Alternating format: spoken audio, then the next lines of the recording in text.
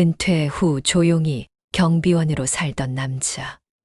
아파트 주민들의 무시와 갑질, 부당한 해고, 그리고 그 뒤에 숨겨진 노인의 정치. 여러분, 안녕하세요.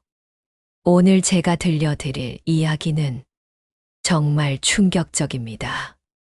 82세 할아버지가 아파트 경비원으로 일하고 계셨는데요. 주민들은 갑질과 트집을 일삼으며 경비원을 그만두라고 압박했습니다. 그런데 이 할아버지의 정체가 밝혀지면서 아파트 전체가 발칵 뒤집혔어요. 여러분도 댓글로 추측해 보세요. 이 할아버지의 과거는 어땠을지 짐작해 보세요. 전직 대기업 CEO, 교수, 의사. 아니에요. 더 놀라운 정체입니다. 영상 끝까지 보시면 우리 사회의 민낯을 정말 적나라하게 보게 되실 거예요. 그리고 여러분도 한 번쯤은 생각해 보셨을 노후 이야기. 이것도 함께 다뤄보겠습니다. 좋아요와 구독 버튼 미리 눌러주시고 알림 설정까지 해주세요. 오늘 영상 정말 놓치면 안 됩니다. 자, 그럼 이야기를 시작해 보겠습니다. 서울 강남구의 한 고급 아파트. 입주민들 대부분이 의사, 변호사, 대기업 임원들인 이곳에서 일어난 일입니다. 은퇴 후 그의 삶은 평탄하지 않았습니다. 아내를 먼저 보내고 자녀들과도 왕래가 뜸해진 그는 삶의 의미를 찾기 위해 경비원이라는 일을 선택했습니다. 몸을 움직이고 누군가에게 도움이 된다는 게 좋았어요. 그가 인터뷰에서 했던 말이다. 김원식 할아버지, 82세. 경비원으로 일하기 시작한 건 3년 전이었어요. 부인을 잃고 홀로 남게 된 후 집에만 있기 답답해서 시작한 일이었죠. 그런데 문제가 생겼습니다. 평화로운 일상은 그리 오래 가지 않았어요. 문제의 시작은 1203호 주민 박정윤 씨였습니다. 40대 중반의 자영업자였던 그는 처음부터 김 어르신을 하대하는 태도를 보였습니다. 주차 안내도 제대로 못하면서 뭘 한다고 여기 계세요? 처음엔 참았죠. 예의를 갖췄지만 박 씨는 점점 더 노골적으로 김 어르신을 괴롭혔어요. 주차 문제로 트집을 잡고 고의로 쓰레기를 경비실 앞에 버리기도 했습니다. 심지어는 없는 민원을 만들어 동대표 회의에 회부되기도 했다. 그 경비원, 말투가 불친절하다는 민원이 계속 들어옵니다. 교체를 검토해야 할 것 같네요. 김 어르신은 회의석상에서 아무 말도 하지 못했습니다. 하지만 그 뒤로도 박 씨는 사사건건 시비를 걸었죠. 이 차 또 왜 여기 세웠냐고요? 내가 어제 말했잖아요. 내가 하면 말귀 못 알아들어요. 김 어르신은 말없이 고개를 숙였다. 그 모습을 몰래 찍은 다른 주민이 SNS에 올리며 갑질 아니냐는 의견이 올라왔지만 박 씨는 되레 해당 주민에게 법적 조치를 운운했죠. 결국 상황은 최악으로 치달았어요. 물론 이 입주민만 문제 있는 건 아니었어요. 이 아파트는 업무 강도 높기로 소문난 곳이라 주민들이 사사건건 트집을 잡아댔죠. 경비원분, 택배 좀 제대로 정리해 주세요. 이게 뭐예요? 네, 알겠습니다. 알겠습니다가 아니라 미안하다고 하셔야죠. 주민들의 불만이 쌓이기 시작했어요. 말투가 딱딱하다, 친절하지 않다, 서비스 마인드가 부족하다는 게 주된 내용이었습니다. 특히 20대 며느리를 둔 한 주민은 이렇게 말했어요. 우리 며느리가 인사해도 대충 고개만 끄덕이고. 이게 뭐예요? 젊은 사람한테 예의가 없어요. 여기서 잠깐 구독자 여러분은 어떻게 생각하세요? 82세 할아버지가 20대 며느리에게 어떻게 인사해야 할까요? 댓글로 의견 남겨주세요. 하지만 김 할아버지의 입장은 달랐습니다. 김원식 할아버지는 이렇게 말했어요. 나는 그냥 예의는 지키려고 했어요.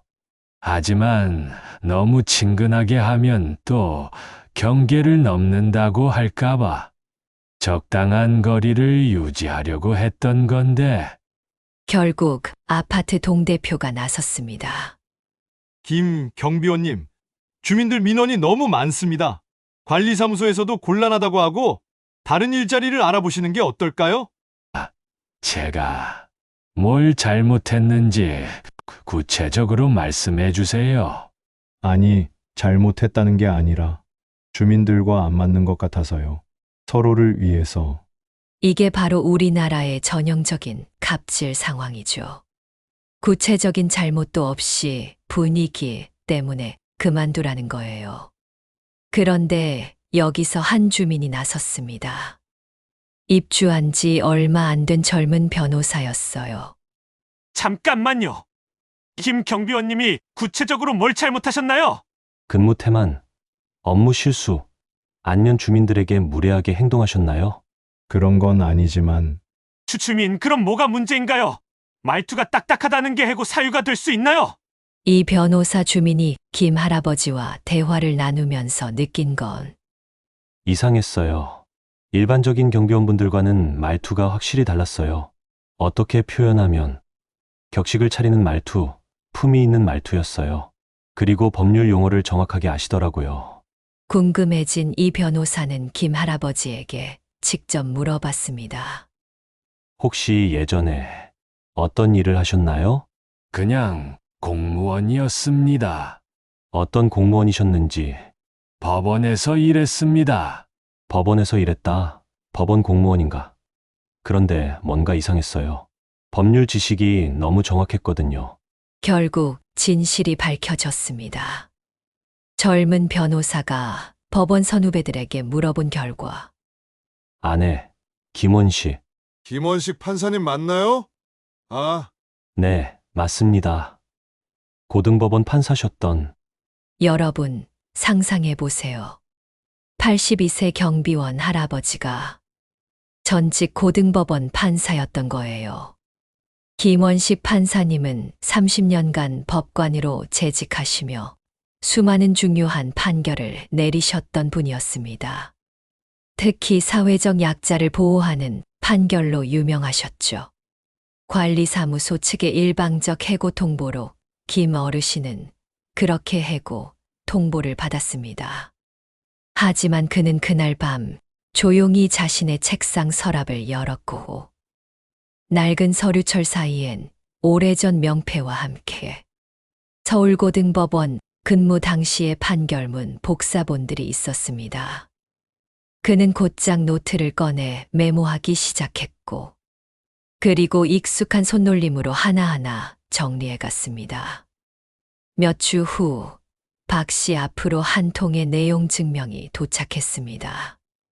김원식 귀하가 귀하의 명예를 훼손하고 부당하게 해고되도록 유도한 행위에 대해 민사상 책임을 묻는 바입니다. 박 씨는 코웃음을 쳤어요. 아니, 경비원이 뭔 소송이야? 어이없네. 과거 신문 기사 화면들. 1995년 가정폭력 사건에서 가정 내 폭력도 명백한 범죄라며 중형을 선고하신 분. 2000년대 초반 비정규직 차별 사건에서 노동자 편에 서는 판결을 내리신 분.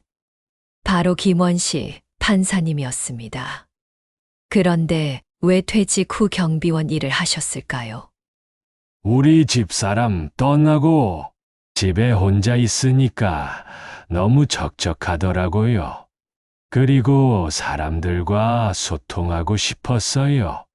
물론 경제적인 이유도 있었지만 그보다는 사회의 일원으로 살고 싶었던 거죠. 판사님은 신분을 숨기고 경비원 일을 시작하셨어요. 이유가 뭘까요? 사람들이 내 과거를 알면 부담스러워할까봐 그랬어요. 그냥 평범한 할아버지로 지내고 싶었어요. 하지만 주민들의 반응은 정반대였죠. 말투가 딱딱하다고 불만을 제기했던 바로 그 이유가 판사 출신이라는 걸 알고 나니 품이 있다로 바뀌었어요.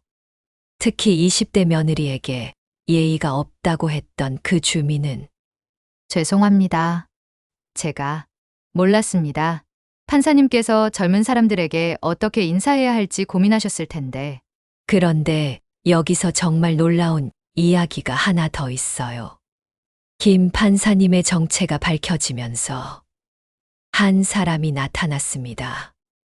50대 남성이 아파트로 찾아온다. 혹시 김원식 판사님 맞으신가요? 김원식 판사님, 네. 누구시죠? 저 박민수라고 합니다. 20년 전에 판사님 덕분에 새 삶을 살게 된 박민수 씨, 현재 자영업을 하고 계시는 분인데요. 20년 전에는 절도죄로 재판을 받았던 분이었어요. 그때 제가 정말 막막했어요. 어머니 병원비 때문에 급한 마음에 남의 지갑을 훔쳤거든요. 초범이었지만 절도는 절도니까 실형을 각오했죠. 법정에서 김 판사님과 박민수 씨의 대화입니다. 법정 재연 장면. 피고인, 왜 이런 일을 저질렀나요? 죄송합니다.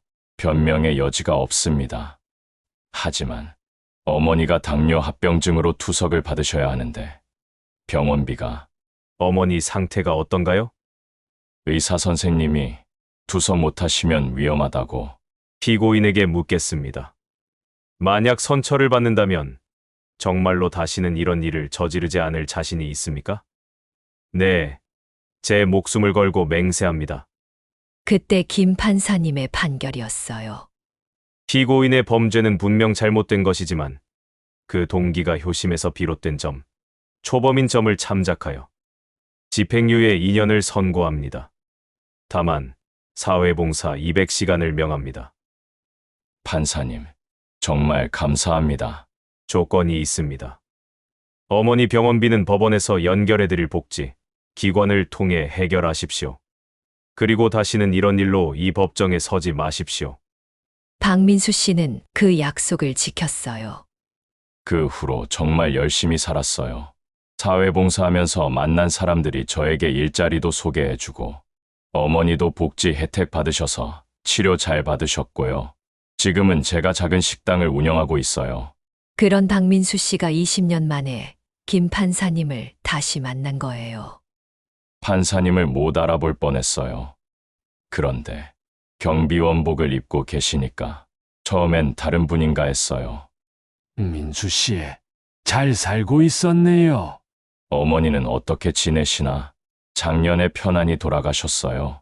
판사님 덕분에 마지막까지 좋은 치료 받으시고 제가 효도도 할 수 있었어요. 박민수 씨는 김 판사님이 경비원 일을 그만두게 될 상황을 듣고는 이게 말이 됩니까? 제 인생을 구해주신 분이 이런 대우를 받으신다니. 아니야, 민수 씨. 나는 그냥 내 일을 한 거야. 그리고 지금도 내 일을 하고 있는 거고. 하지만 판사님은 저 같은 사람에게도 희망을 주셨잖아요. 법만 보는 게 아니라 사람을 봐주셨고. 이 대화를 들은 젊은 변호사가 물었어요. 판사님, 그때 왜 선처를 해주셨나요? 법은 정의를 실현하는 도구예요.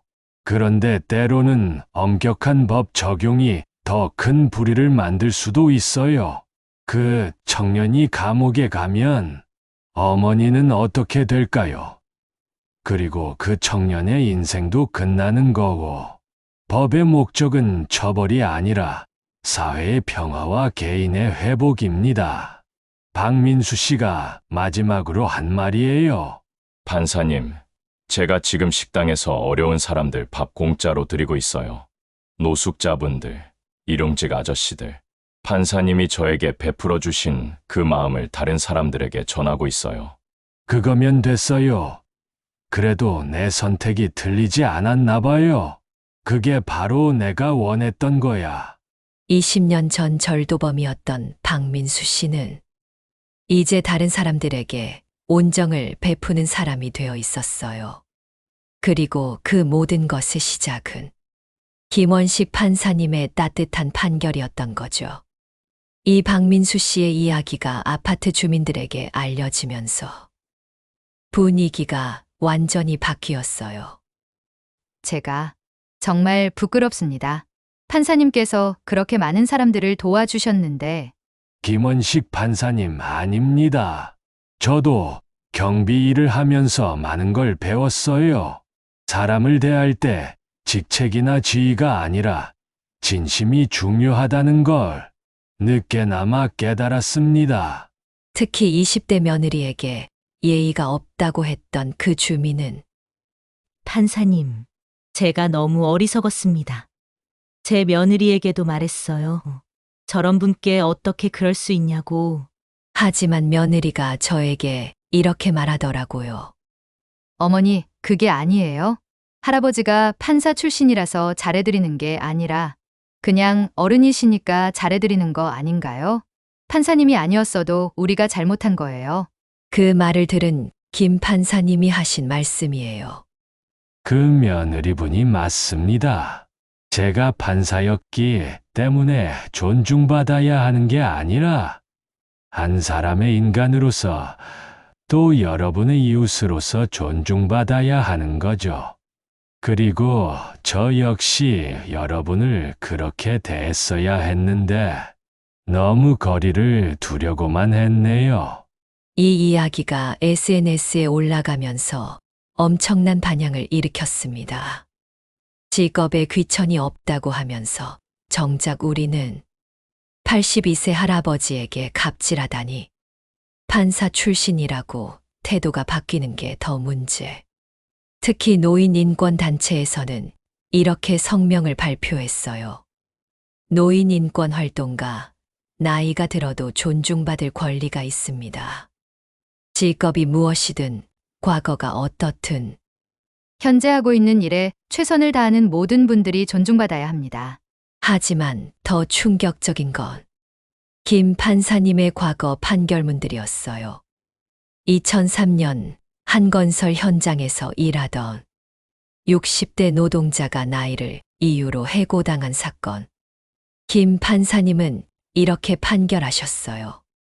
나이는 경험과 지혜의 상징이며 단순히 생산성만으로 사람의 가치를 평가해서는 안 된다. 노인에 대한 차별은 결국 우리 모두의 미래에 대한 차별이다. 그런 분이 정작 자신은 82세의 경비원으로 일하며 나이 차별을 당하고 계셨던 거예요. 인생은 참 알 수 없는 것 같아요. 제가 그렇게 많은 판결을 내렸는데 정작 제가 그 상황에 처하게 되니 여기서 우리가 생각해 봐야 할 건 과연 우리는 정말 직업에 귀천이 없다고 생각하고 있을까요? 구독자 여러분 중에도 부모님, 조부모님을 모시고 계신 분들 많으실 텐데요. 한번 생각해 보세요. 우리 어른들이 나이 들어서 경제 활동을 하시면 우리는 어떤 시선으로 보고 있을까요? 노인학 전문가, 노인들에게 일은 단순한 경제 활동이 아닙니다.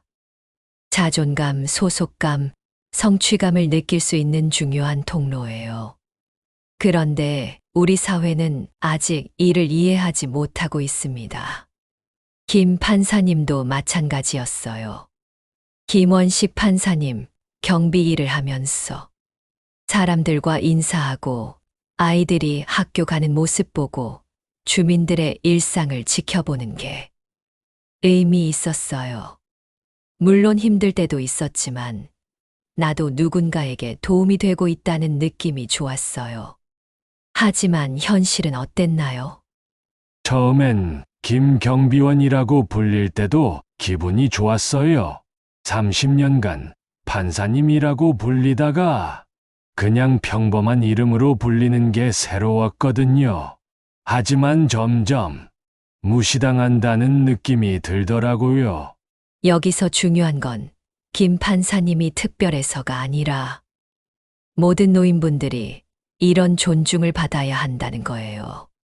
이 사건 이후 아파트 주민들은 김 판사님께 사과했고 계속 근무해달라고 요청했습니다. 하지만 김 판사님은 정중히 거절하셨어요. 김원식 판사님 고맙지만 이제 그만할게요. 사람들이 제 과거를 알고 나서 달리 대해주시는 것도 그게 맞는 건 아닌 것 같아요. 진짜 변화는 제가 누구든 상관없이 모든 사람을 존중하는 거니까요. 현재 김 판사님은 법률 상담 봉사 활동을 하고 계세요.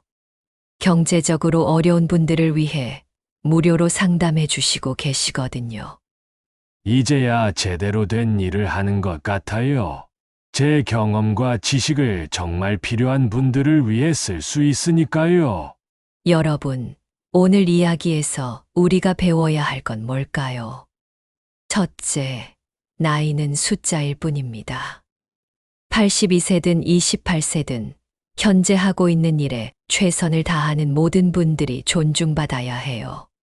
둘째, 과거의 지위나 직업이 현재의 가치를 결정하지 않습니다. 김 판사님이 판사 출신이라서 존중받아야 하는 게 아니라 한 명의 인간으로서 존중받아야 하는 거예요.